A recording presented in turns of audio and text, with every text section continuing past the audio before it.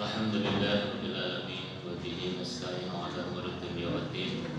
Wassalatu wassalamu ala asyrofil anbiya wal mursalin wa ala alihi wa ashabihi wa man tabi'ahum bi ihsanin ila yaumiddin. Raditu billahi rabbil alamin wa bi Muhammadin nabiyya wa rasulah. Rabbi zidna ilma wa rizqna rahmah. Allahumma bika amsayna wa bika asbahna wa bika nahya wa bika namut wa ilaikal masir. Jemaah yang dirahmati Allah Subhanahu wa taala, syukurillah ala kulli ni'amihi wa narju min a'malina amalan shalihan maqbulan. Bapak dan Ibu yang dirahmati Allah Subhanahu wa taala, kita akan melanjutkan kajian kita di kitab Riyadhus Shalihin. Kita senantiasa banyak memuji Allah atas segala karunia, atas nikmatnya, nikmatul iman wal Islam, nikmatnya hidayah, yang dengan semoga dengan hidayah itu Allah memberikan kemudahan kepada kita dan Allah memberikan keberkahan dalam hidup kita, wabil khusus menjadi hamba Allah yang makin dekat dengan Allah Subhanahu wa taala, dan Allah akan memberikan balasan dengan surganya. Amin ya rabbal alamin. Oleh yang dirahmati Allah Subhanahu wa taala, kita masih melanjutkan ya. Saya nggak tahu sekamin kemarin masih pada bab takdir min idai sholihin wal abar wal masakin. Jadi bab yang ke-48 ya. Mungkin hadisnya sudah dibaca dengan selesai. Hadis yang keduanya, wa an Jundub bin Abdillah radhiyallahu anhu qala qala Rasulullah sallallahu alaihi wasallam salata subhi wa wa fi dimatillahi wala yatrukanna Allah min dimatihi bi syai'in fa innahu man yatruku min dimatihi bi syai'in yudriku summa yaktubu ala wajhi binari jannah rawal Muslim. Ini hadis terakhir yang disampaikan oleh Imam Nawawi dalam bab ini ya. Nah, jemaah yang dirahmati Allah Subhanahu wa taala, kalau kemarin mungkin disampaikan bahwasanya kita sebagai seorang mukmin tidak bisa dan tidak boleh menyakiti orang mukmin yang lainnya, termasuk juga orang-orang du'afa, orang-orang miskin. Yang dulu dalam bab itu sudah disampaikan bahwa status manusia di hadapan Allah itu bukan karena kedudukan sosial di dunia. Seorang muslim, apakah dia seorang yang memiliki kedudukan yang tinggi, jabatan yang tinggi, mungkin penguasa, pemimpin, atau dia mungkin rakyat jelata secara status sosial, maka itu tidak menentukan kemuliaan di hadapan Allah. Yang menentukan kemuliaan di hadapan Allah itu adalah ketakwaannya. Inna akramakum indallahi atqakum. Ya, satu menit. Jadi sesungguhnya orang-orang yang akram, orang-orang yang mulia di antara kalian di hadapan Allah itu adalah orang yang paling takwa. Maka jemaah sekalian, kalau toh di dunia ada yang diberi kekuasaan menjadi pemimpin, maka orang yang dipimpin bukan berarti derajatnya rendah. Memang setara status sosial, kalau ada pemimpin berarti ada yang dipimpin. Yang dipimpin tentunya mentaati pemimpin dalam hal yang dibenarkan, dalam hal-hal yang tidak terkait dengan kemaksiatan atau terkait dengan kekufuran. Ya, kalau terkait dengan kekufuran, ya kita la ta'ata lil makhluqin fi maksiatil khaliq. Jadi tidak ada ketaatan terhadap makhluk dalam hal yang bermaksiat kepada Allah. Yang kedua, kedudukan kita itu di hadapan Allah, sekali lagi yang menentukan mulia dan tidak itu adalah ketakwaan kita, amal solih kita. Makanya Nabi menyampaikan kepada kita, la tahqironna, ya, jangan kau menyepelekan ya sesuatu perbuatan yang ma'ruf, ya, la tahqironna minal ma'ruf, jangan kalian menyepelekan sesuatu kebaikan, ya, sesuatu yang ma'ruf sedikit pun. Kenapa? Kalau Allah memberikan motivasi kepada kita, "Wa may ya'mal misqala dzarratin khairan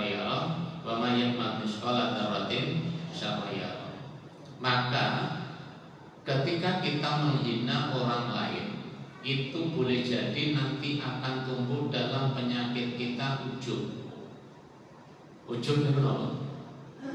Bangga diri. Kalau sudah bangga diri, nanti naik tingkat atasnya apa? Takabur, sombong.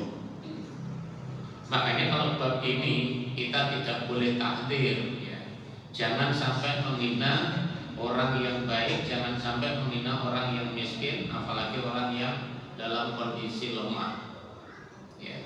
Nah, yang harus kita sadari tentunya ketika kita melihat orang-orang yang berada di bawah kita dalam status sosial mungkin kita lebih kaya dari saudara kita, maka tentunya kita lebih bersyukur kepada Allah.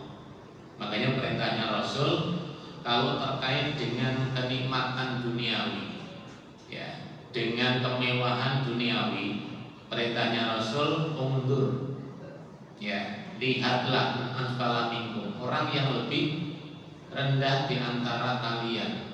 Kenapa? Dengan melihat orang yang lebih rendah di bawah kita, kita akan lebih bisa bersyukur. Jangan melihat yang atas. Kalau terkait keduniaan kita melihat yang atas, itu tidak selesai, Pak. Contohnya pun ya misalnya, ya, saya dalam kondisi seperti ini, kemudian berharap yang hal-hal yang tinggi enak sih jadi presiden, ya.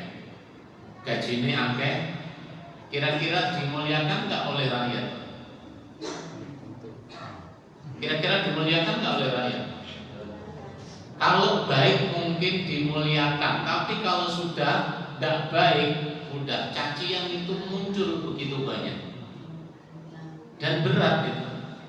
Makanya jemaah sekalian, kalau kemudian ini ada hadis yang sebetulnya dikaitkan dengan sholat subuh, ya. Kenapa kok sholat subuh nggak sholat maghrib?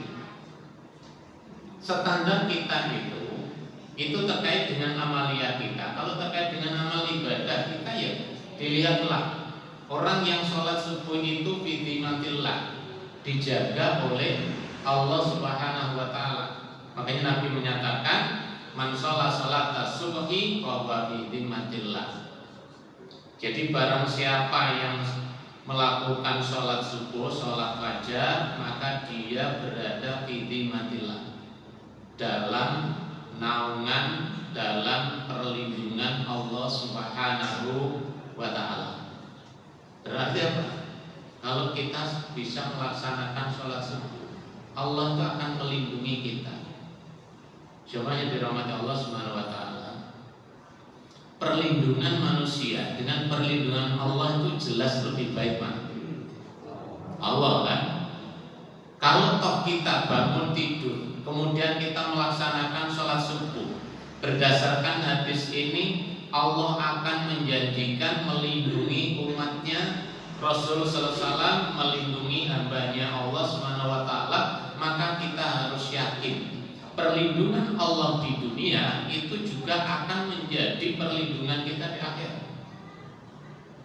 Ya, cuma sholat subuh itu kan bukan gampang kok. Padahal sholat subuh itu neraka.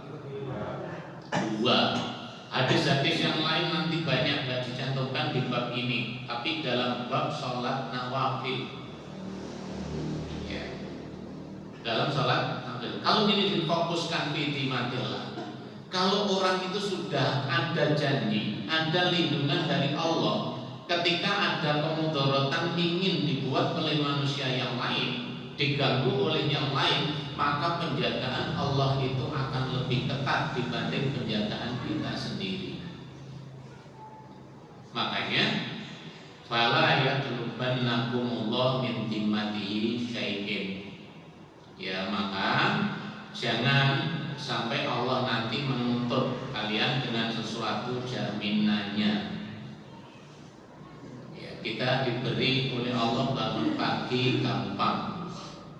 Ya, man asbaha aminan, bangun pagi nyaman, enak, ya, badannya sehat, sudah nggak sakit, masih bisa aktivitas.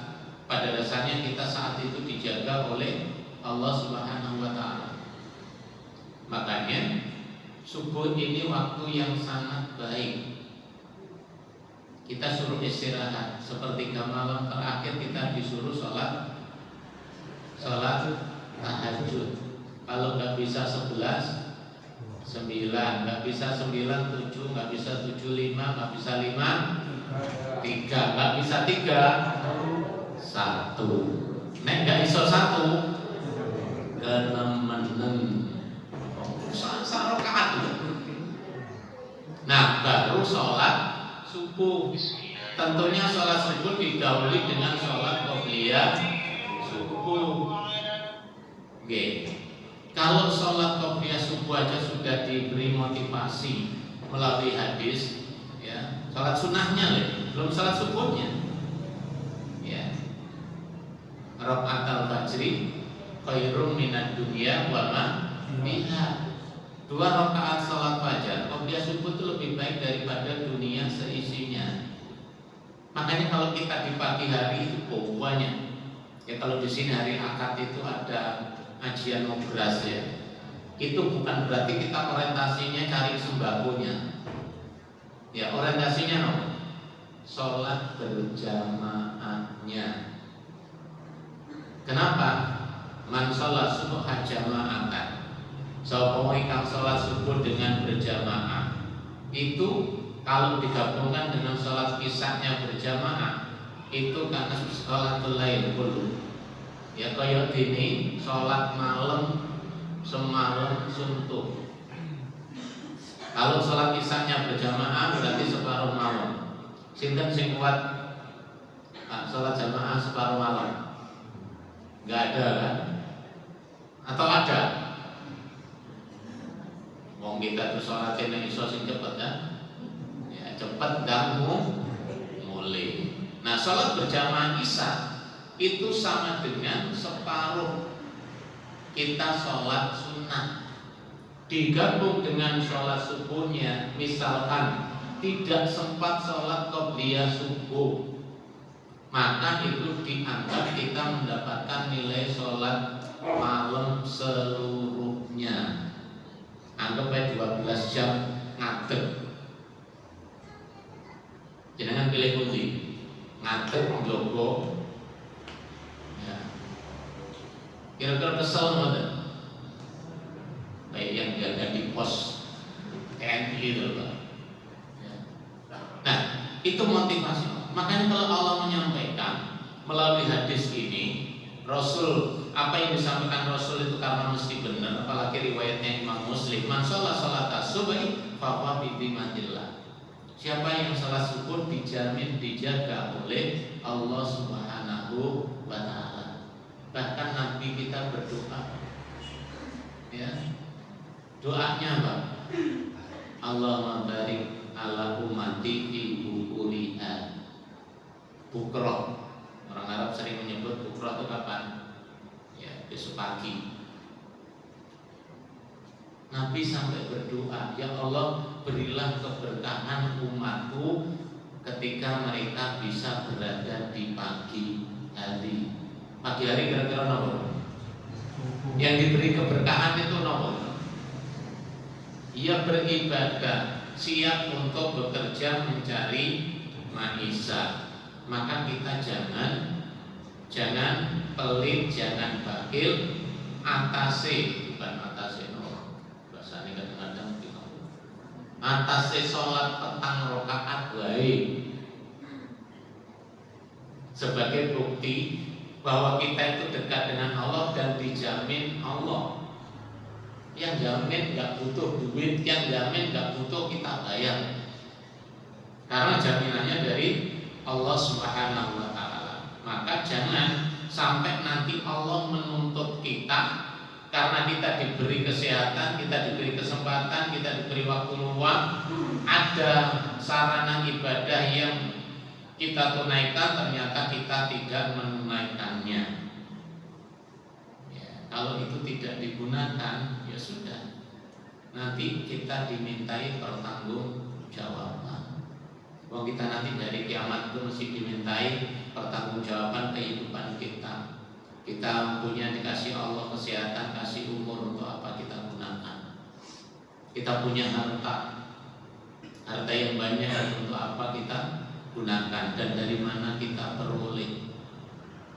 Artinya apa? Kesempatan yang diberikan Allah kepada kita itu bukan tanpa tanggung jawab. Bukan tanpa tanggung jawab. Semuanya akan dimintai pertanggungjawaban. Ya, kalau Allah bangunkan kita aman nikmat, ya tentunya itu menjadi apa? Kebahagiaan kita, rasa syukur kita kepada Allah Subhanahu wa ta'ala.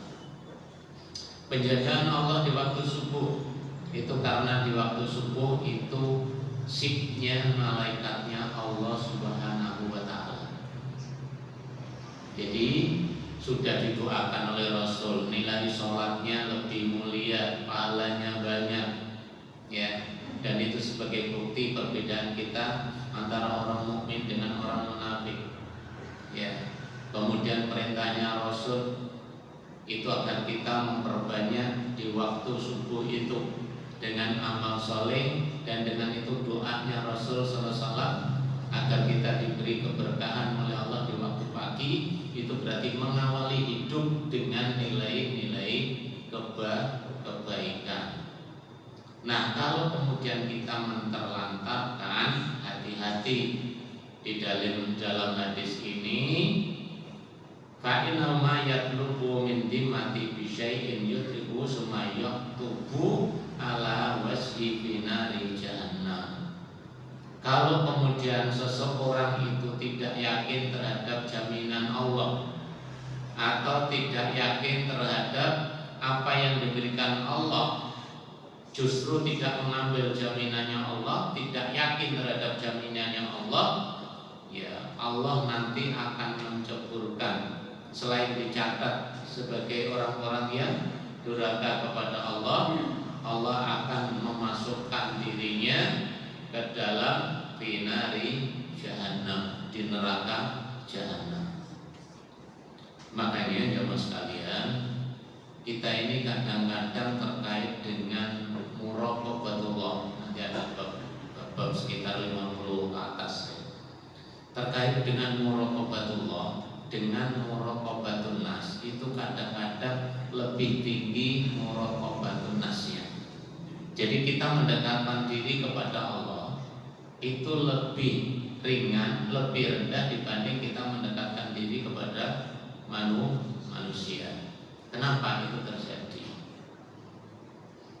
Ya, kalau terkait dengan aspek duniawi, itu mesti aturannya banyak. Ya, kalau kali jenengan kate ketemu Pak Prabowo, sakit langsung.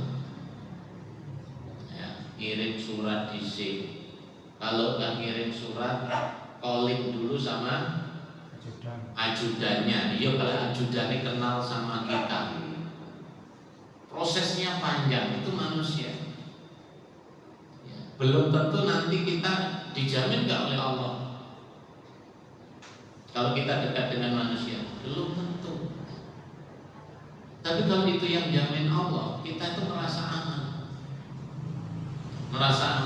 Diganggu orang tidak. Makanya kalau ini dimasukkan bab tentang kita tidak boleh menghina orang fakir, kita tidak boleh menghina orang yang dhaif, kita harus menyadari bahwa kita ini di hadapan Allah sebenarnya sama.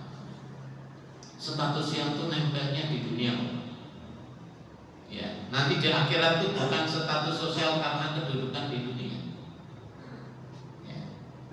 Boleh jadi di dunia mungkin banyak yang menghargai, banyak yang memujinya, tapi kalau tidak taat kepada Allah, maka di akhirat bukan menjadi orang yang mulia.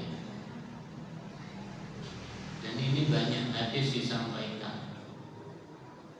Biarlah kalau mungkin ada saudara kita miskin, ya, kita kalau mau baca di bab nanti tentang ahlul jannah, orang fakir, orang miskin dengan orang kaya, niku kinten-kinten mlebu swargane dhisik pundi?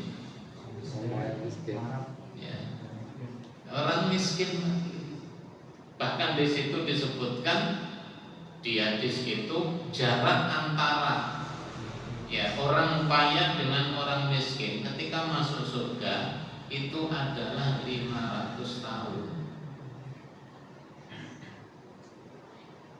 Jadi 500 tahun hitungannya di akhirat. Jadi makanya kita kalau ada saudara kita yang miskin, saudara kita yang mustad'afin, lemah, itu seharusnya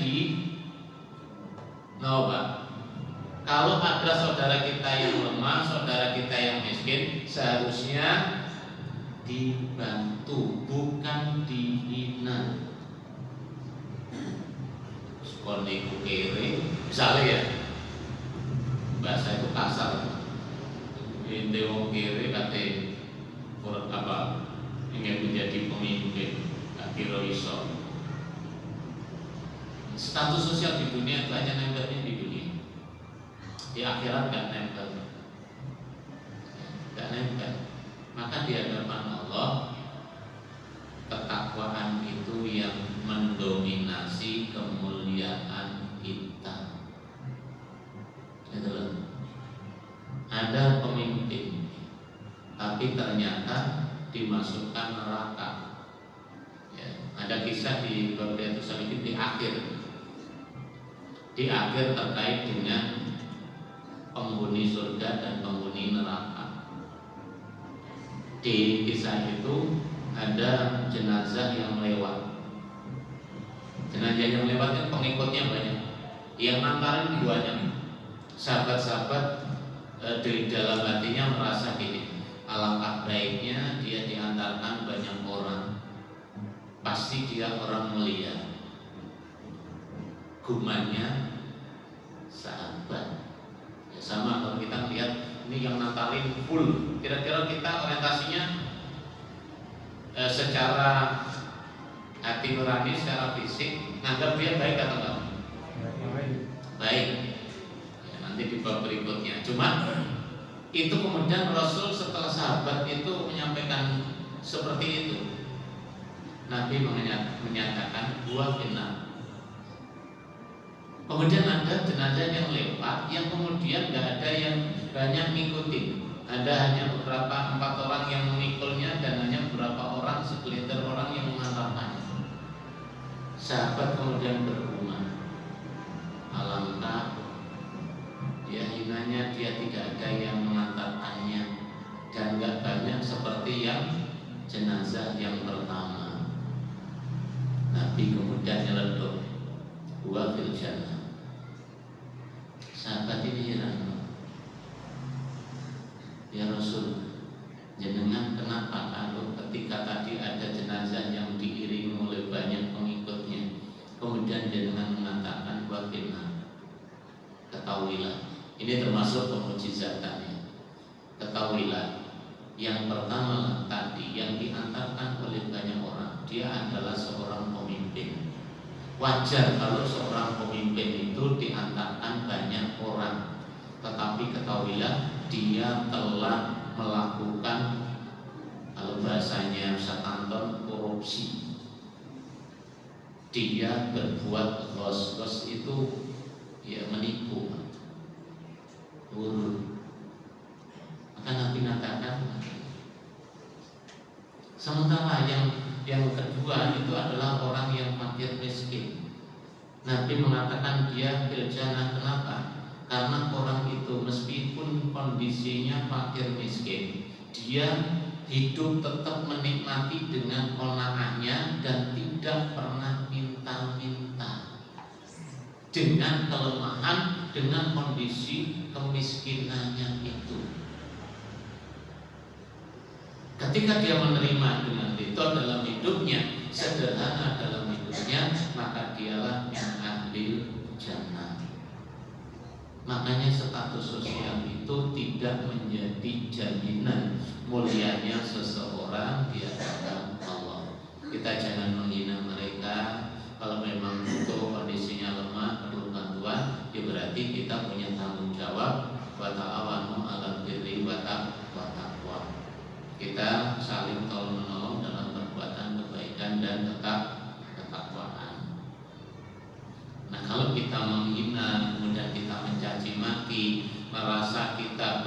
diri, apalagi sudah takabur, ya, maka disitulah penyakit yang bisa merusak amal ibadah kita. Nah, jemaah yang dirahmati Allah Subhanahu wa taala, ini hadis yang disampaikan oleh Imam An-Nawawi dalam bab ini. Ya, bab berikutnya itu adalah bab 49. Babu ijra'il ahkamin nas ala dhahiri wa syara'irihim ila Allah taala. Sebelum masuk bab ini mungkin ada yang bertanya, Bu.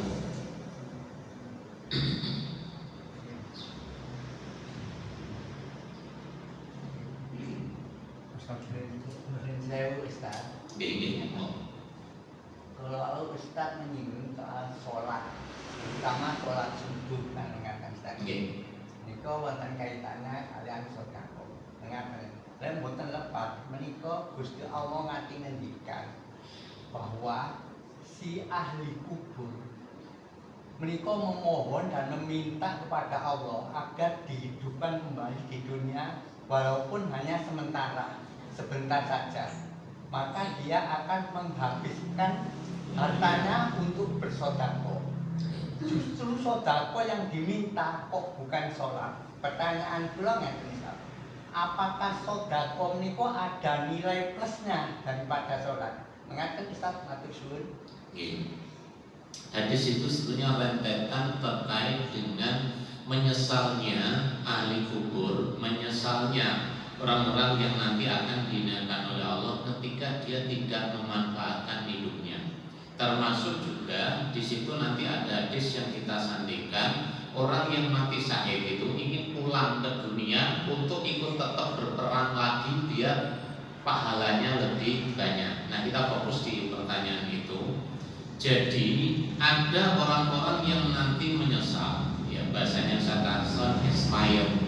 Menyesalnya sudah di alam kubur, menyesalnya sudah dia pindah alamnya.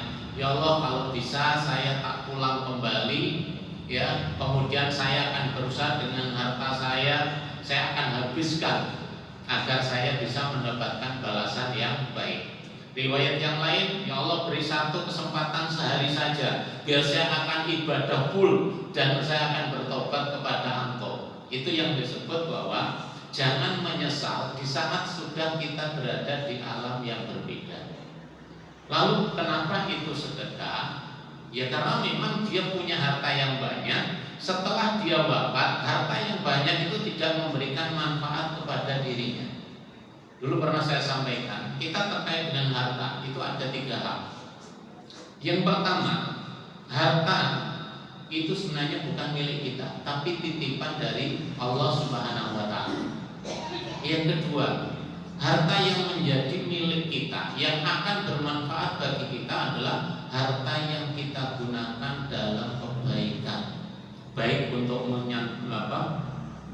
menafkahi keluarga, ya, menafkahi anak istri, mungkin menggunakan infak, sedekah, menolong orang lain, itulah yang akan bermanfaat bagi kita. Nah, sementara harta yang ketiga adalah harta yang kita tinggalkan. Ya, harta yang masih di bank, di tabungan, itu sebenarnya bukan milik kita, miliknya ahli waris. Makanya kenapa di Islam itu ada wasiat? Kenapa di Islam itu ada hukum waris? Makanya bisa seseorang, kalau kemungkinan orang itu tidak punya keturunan atau punya harta yang banyak, sudah diinfakkan ludes, ya, sudah diinfakkan ludes, tapi cik gue kan ada aja orang itu sing nyumber, istilahnya rezeki ini nyumber. Ya makin banyak bersedekah, ternyata dia makin melihat. Ya dulu pernah saya sampaikan dekatnya Ustaz Anton tuh Mbak Trimo itu, hanya guru lulus kelas 3 SR, duitnya wae, bangun masjid miliaran langsung diinfakkan. Orangnya sederhana, kalau ketemu ya bajunya putih, sarungan, kadang-kadang menjadi pembersih di tempat wudhu, nyediain teh kalau kita jadi tamu, ya. Pomnya juga disediakan untuk perawatan masjid. Kalau ditanya masjidnya siapa? Masjidnya Perserikatan, karena dihibahkan kepada PD-nya. Loh gitu itu ya izin wae Pak. Ya. Ada salah seorang ibu, nggak perlu saya sebutkan namanya, ternyata juga mengkapling masjid, satu masjid sampai selesai. Ya, kalau saya hitung-hitung itu 1,2 M. Padahal kita ya ingin, Bu saya tak pesen ya nyumbang semen-semen rongsek lah ben ikut amal jariah. Tapi dia silakan, jangan bisa ikut andil itu Ustaz, meskipun hanya semen 2 sak. Bagi orang yang kaya Pak, itu seharusnya modal besar untuk invest di akhirat. Ya, makanya sedekah itu kadang-kadang dalam posisi tertentu itu lebih mulia. Ya, makanya kan dulu ada bab pikir itu. Ada orang itu kaya, sementara ada orang miskin. Orang kaya ini diberi kedudukan, mendapat harta yang banyak, hidupnya nyaman. Yang miskin ini wis pas-pasan. Kemudian datang kepada Rasul, ya Rasul ajarkan saya agar amal soleh saya itu nanti bisa nyaingin orang yang kaya. Nabi hanya mengajarkan zikir kan, subhanallahil subhanallah bihamdi, baca itu. Dan ternyata dia baca, yang kaya dengar, orang kayanya juga baca. Ya Rasul, orang kayanya juga baca, berarti saya nggak akan bisa menyanyi sampai terus-terusnya. Kemudian Rasul mengangkat kalimat penutup, dalika min fadlillah. Itulah keutamaan yang diberikan Allah kepadanya. Maka terkait dengan amal soleh, apakah sholat dengan sedekah itu dalam sisi tertentu lebih mulia sedekahnya? Ada beberapa hadis, misalkan ayu amalil afdal, amal ibadah apa yang paling afdal? Ya, di situ ada as-sholatu ala waqtiha, kemudian adilul walidain, al-jihad fisabilillah. Nah, karena konteks hadis itu adalah sedekah, itu terkait orang yang diberi kelebihan dalam sisi harta kemudian tidak digunakan, maka dia maunya mohon kepada Allah agar pulang sebentar hartanya dihabiskan untuk sedekah. Makanya kalau status amal soleh, amal ibadah sholat itu tetap akan lebih mulia. Kenapa? Kalau sholat itu semua bisa, orang miskin bisa mengerjakan sholat, orang kaya bisa mengerjakan sholat. Makanya la hasada illa bisnataini, ini riwayatnya Muslim, kita tidak boleh hasad kecuali 2 hal. Ya, Nabi nyatakan itu, la hasada illa bisnataini. Hasad, hukum iri itu tidak boleh kecuali 2 hal. Yang pertama, kepada orang yang man'atallahu malan, dia diberi oleh Allah harta, kemudian yang ikut dia itu menginfakkan di waktu pagi maupun malam. Ya, sampai punya harta yang banyak, kemudian diinfakkan. Seakan-akan diinfakkan pagi masih sisa, diinfakkan di sore hari masih sisa. Boleh seperti itu. Ya Allah, semoga kau beri keberkahan seperti orang tersebut. Bukan malah suudzon, paling duit korupsi. Nah, janganlah. Nanti di bab berikutnya itu nahnu nahkumu bidawahir. Kita itu menghukumi manusia realnya yang kita lihat saja. Ya, berharap dengan seperti itu boleh. Yang kedua, ada dua lafaz. Ada yang lafaznya adalah hikmatan, orang yang diberi hikmah oleh Allah dan menggunakan hikmah itu. Lafaz yang lain, orang yang diberi kepahaman terhadap Al-Quran dan dia membacanya di pagi hari dan petang, bahkan mengamalkannya. Nah, 2 hasad itu dibolehkan. Itu sama dengan harapan kita berharap. Jangan melihat apa? Lihat sugihnya, tapi lihat amalia yang dilaksanakan dari kelebihan yang diberikan Allah kepadanya dalam sisi harta. Melihat sisi ilmu, Allah memberikan ilmu yang baik, ilmu yang banyak kepada seseorang, dan ilmu itu sudah diamalkan, diajarkan kepada kepada orang lain, maka kita boleh iri dalam hal tersebut. Sekali lagi, kalau terkait dengan ibadah, sholat itu tetap menjadi utama, karena orang kaya, orang miskin, pejabat, eselon 1, pemimpin atau tukang sapu, marbotnya masjid, itu sama standarnya dalam ibadah. Tapi kalau sedekah itu tidak semuanya sama. Tapi bagi orang yang tidak punya harta, apakah sedekah dengan yang lain? Nggak ada. Ada. Dulu yang sudah kita pernah baca terkait dengan zikir, tasbih itu sedekah, kalimat tahlil itu sedekah, takbir itu sedekah. Bahkan kita tersenyum kepada saudara kita adalah sedekah. Itu dalam sedekah maknawi. Kalau kita nggak punya harta, dengan bacaan-bacaan zikir itu juga bagian sedekah.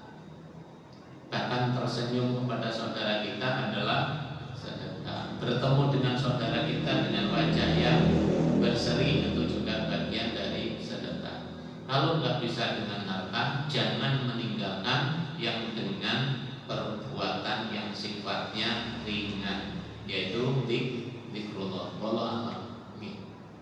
Ada yang lain? Itu Ibu, monggo.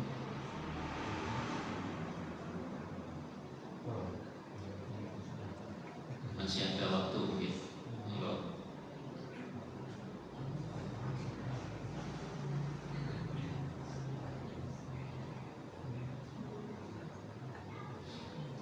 Nah, hadis ini kan sebetulnya penjelasan dari hadis dari ayat yang mungkin kemarin sudah disampaikan oleh Ustaz Amin, itu di surat Al-Ahzab yang 58 itu, bahwasanya orang-orang yang menyakiti orang-orang mukmin dan orang-orang mukmin tanpa kesalahan yang mereka lakukan, mereka telah memikul kebohongan dan dosa yang besar.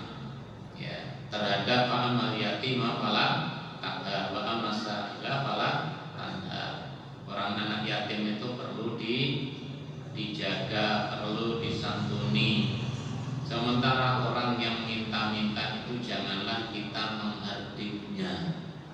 Tapi perlu saya sampaikan jemaah sekalian, kadang-kadang minta-minta itu sekarang jadi pekerjaan. Ya, karena lebih menjanjikan. Dengan takut mungkin yang bukan sniper, manusia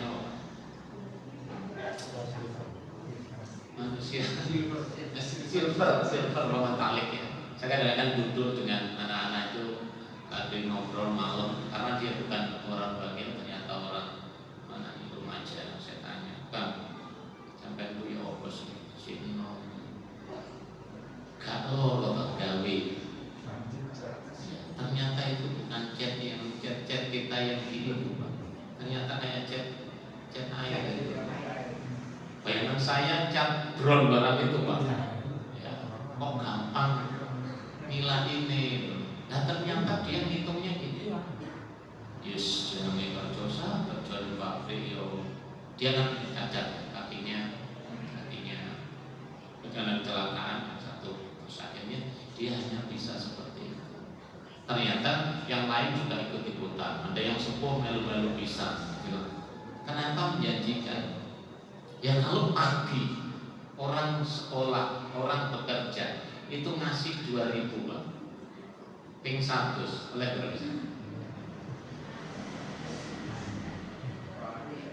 Ada yang dari sini, ada yang dari sini. Bukan saya nanti nyuruh jenengan jadi itu, enggak.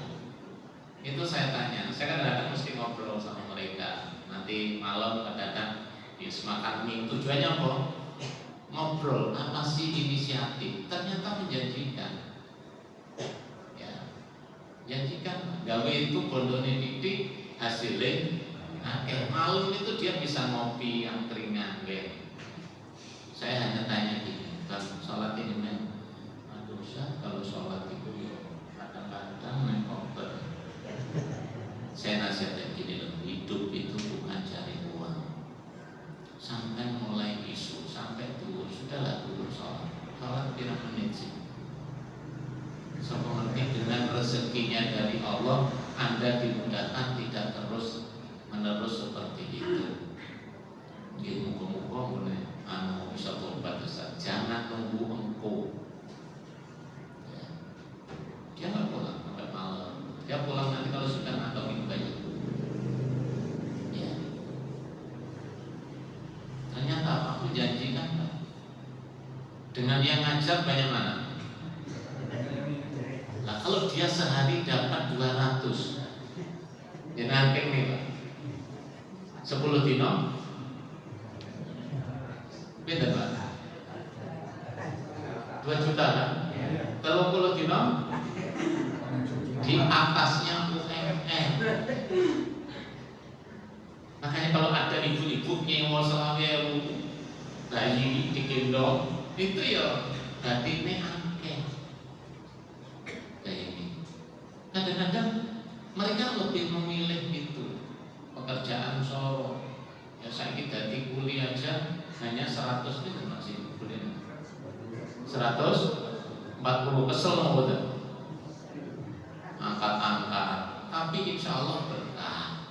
Makanya kadang-kadang jangan sesuatu yang itu mungkin menjanjikan ringan, tapi di hadapan Allah kita kan dilarang. Minta-minta kalau kita kuat, kita kalau mampu cari yang lain yang akan lebih mudah dan tidak meninggalkan kewajiban kita. Itu yang penting. Saya pesan ya pada kita semua yang kebetulan berangkat ke pasarnya pagi atau sebelum subuh. Dan ternyata ini banyak Pak. Ya, saya kadang jam 1 itu ke pasar, paling lihat-lihat. Gue mulai hanya beli pindang. Ya, orang-orang itu berangkatnya kadang-kadang jam 3. Jam 3 dibelani, tapi subuhnya hilang. Rugi nggak? Kalau menurut kita batinnya mungkin secara nominal ada, tapi keberkahan itu akan hilang karena justru kita meninggalkan jaminannya Allah. Oke, kalau ada masih ibu yang ke pasar, ngapunten saya nggak nyinggung, karena saya dulu juga sering ke pasar setiap pagi hari, berangkat jam 3, mengantarkan barang ke pasar, musungi beras, hari itu subuh ke masjid, habis subuh baru dasar. Dan ternyata di pasar banyak orang yang nggak sholat subuh.